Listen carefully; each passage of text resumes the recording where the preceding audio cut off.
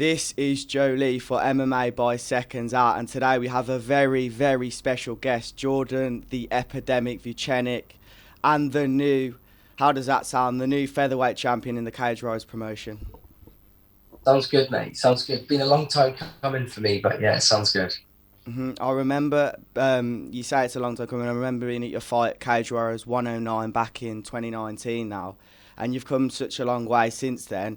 Talk to me about the journey from October of 2019 through the pandemic, obviously getting 3 wins on the bounce since then, I believe since 2019, and obviously winning the title. What's that process been like for you becoming champion? It's been crazy, to be fair. I sort of always knew where I was going to go with it, but just staying consistent with everything that was happening as well. And it's just it's been testament to not letting anything get in your way. Just keep grafting and keep on keeping on. That's the saying. And I've seen multiple clips now, and you constantly say, I will be there, I will be this, I need to win a couple more, then I'll be fighting for the title. Why is your mentality so strong? Why did you have that vision from so early on?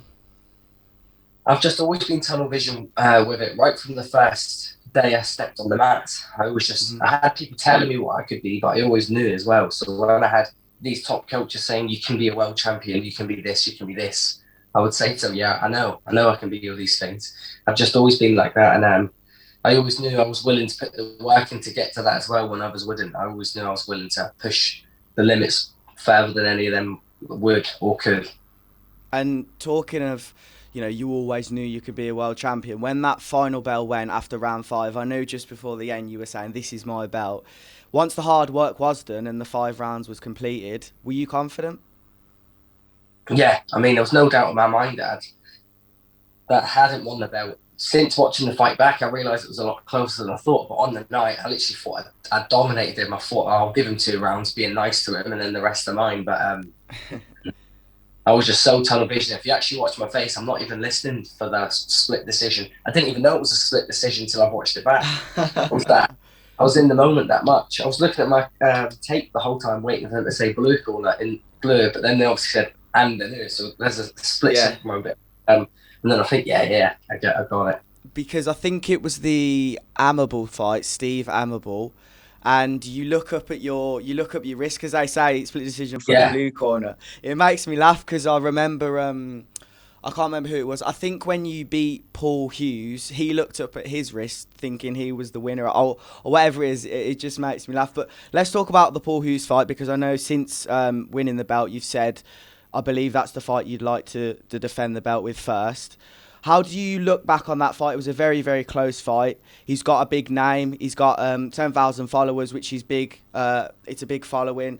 How do you look on the first fight? And I assume, will that be your first title defence as well? I don't know whether that would be my first title defense, but I did call for that to be it. Um, Everybody knows how closely matched that contest was, and everybody knows that me and Paul are the top guys in the division. Um, and I just put myself in his shoes and imagined how gutted I'd be if he was rematching Charriere again. Whether that's the case, and I do have to fight him or I have to fight Charriere, I have no control over what I get next. But I just think again with the Hughes and the Charriere fight, I think the second time I fight both of them, it's going to be no. I think the first time we fought was their chance to get the fight against me, and the second time I fight both of them is going to be a different story completely. A lot of time in fight sports, no two rematches are the same. Do you think the second time you fight both of these guys, it could end in a stoppage? End in a stoppage, or I could just be the clear winner. I think that's what it is. I mean, I'm not one of these people that pretend I've got mad knockout power. Because I've never knocked anybody out clean with one punch. I have in training and stuff, but I've never in a fight. So until the day comes, I'm not going to claim I'm this mad stoppage man. But who knows? Who knows? I'm training hard enough, and I'm always getting better. So you never know. One day I might start switching everybody's lights out, and then that's going to be for everyone. What's been on your radar since the fight? Obviously, not long ago. Have you had time off? Are you going to be back in the gym soon? What's on your map at the moment of things you want to do?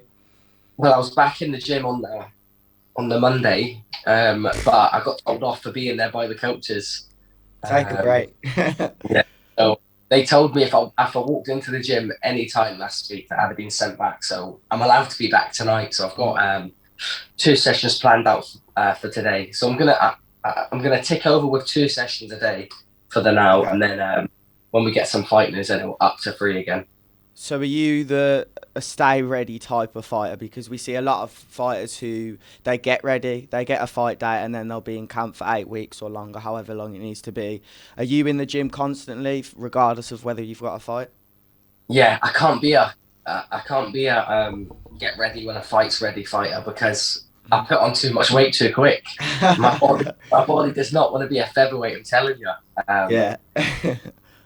even like with the fight, I woke up at 76 kilos. Do you know what I mean? So I weighed in at 65 and woke up at 76. So my body does not want to be walking around at no light weights. So I had a week of eating bad, and I ate clean yesterday and the day before, but I had like 4 days of eating bad, and man, I put on so much weight, it was not even good. To the point where when I had a meal with my strength and conditioning coach, I said about, I'm a big fat idiot now. He said, oh, yeah, yeah. And I took my top off, and even he went,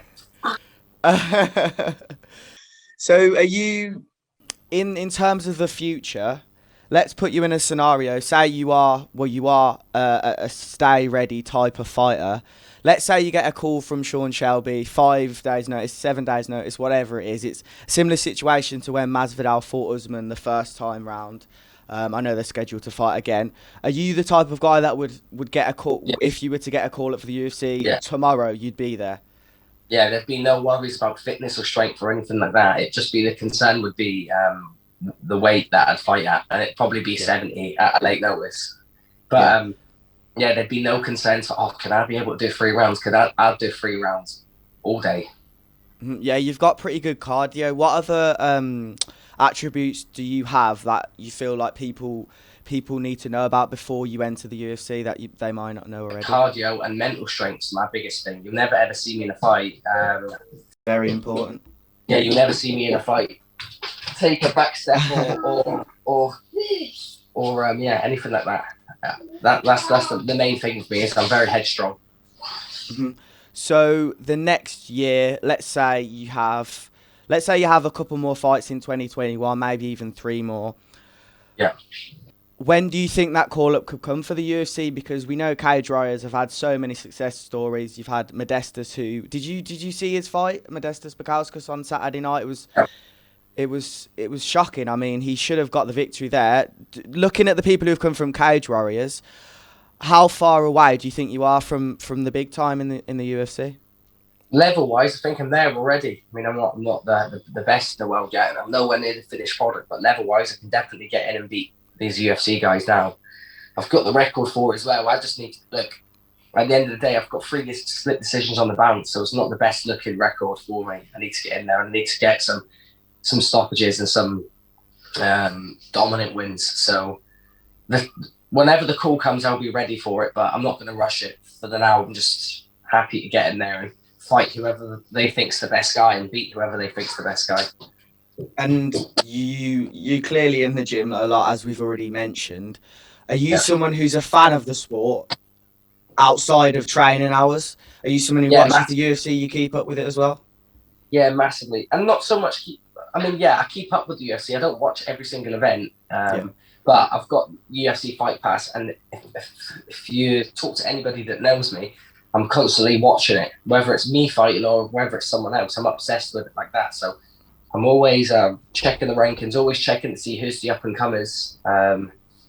So yeah, I'm always. I mean, it's not just UFC. I watch everything. I even watch all Yeah. the amateur guys in the UK scene. I think some of them are unreal. Watching them hitting pads and watching what they do in fights. So I'm always just trying to learn off any of them. Just because they're at the top platform in the world doesn't mean they're doing the best things. Some of the amateur guys are doing better than the professionals are doing. Yeah, without a doubt. Let's put a prediction then. Let's get a prediction from you. Obviously, you're a featherweight. The featherweight champion in UFC currently is Volkanovski, and he was meant to be fighting Ortega last Saturday. It's probably going to be rescheduled later on this year, maybe summertime. Ortega versus Volkanovski. Who have you got? I think Volkanovski is just too big and too much of a pressure fighter. Yeah. I know Ortega's got those nice slick submissions, but I think Volkanovski's too headstrong for any of that. I think that he'll just bully Ortega up for the full thing, get in his face, and yeah, win by bullying. That's very, very interesting then. What do you think the best route to the UFC is? Especially for European guys, it is to get onto Cage Warriors and go up through that way. But for the amateur guys, I think they need to get as much competition in as possible. They want to be grappling, they want to be fighting as much as they can, and not rushing it. I think that's the main thing. A lot of guys rush it, and they have 5 fights and think, yeah, that's me now. I'm going to go on to professional, and then it works out bad for them because they're going to come across a professional that's had 20 amateur fights, and they've been there, done that in all the bad situations. I think at amateur, you should move on when you've been in all the situations. You've been clipped, you've been hurt with a body shot, or you've been getting out wrestled and you've had to come back and even have some losses on your record. It's not going to harm you. When you turn professional, you're straight back to 0-0. So that's all I'd say to the amateur guys. Get as much experience as you can, and just have a goal set where you want to go. I always have the goal set that I wanted to go to Cage Warriors, win the belt, and move on to the UFC. So I'm the proof in the pudding. I'm the proof that whatever you set a goal up to do, you can go out and do it. Well, it's looking good so far, and who knows, maybe in the next year we will be speaking and you will have got that call. So thank you so much for your time and the new. It's been an insightful interview and I've really enjoyed it. So thanks for your time, man. I really appreciate it. No, thank you for having me on, mate. Thank you.